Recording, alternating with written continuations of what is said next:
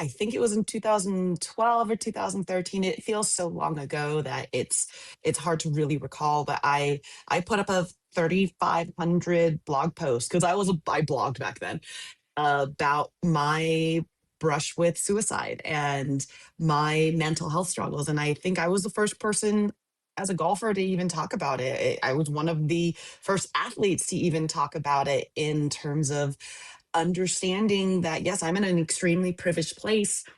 Part of my struggles were the fact that, yeah, like people love me, nobody knew me.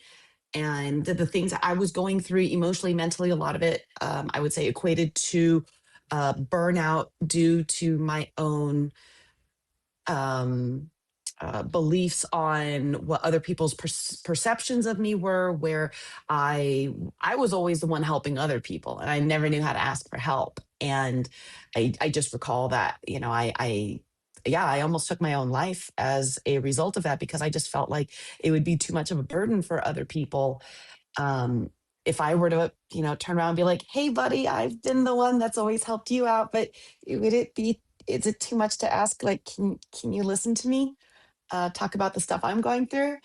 And I went through a really dark period in my life. Nobody knew about it. I didn't have the same kinds of demons to the same degree that Anthony did. I'm very fortunate that I didn't take the route that he took because I don't know if I would have been able to be strong enough to endure that.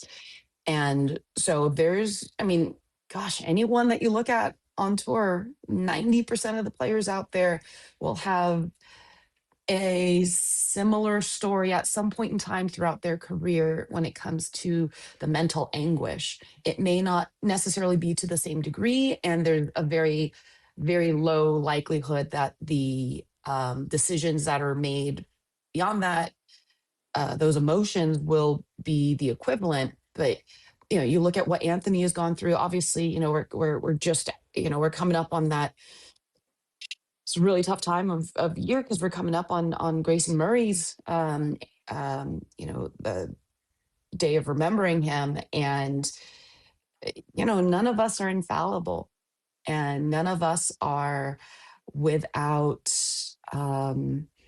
whether you want to call it shame, whether you want to call it sin, whether you want to call it, a part of all of this is just the truth behind we're humans before anything else, and our humanity is what makes us so special, more so than the skill set that we have with a stick and a ball and us running around on a patch of grass chasing around an inanimate white object that only moves once our body tells it what to do.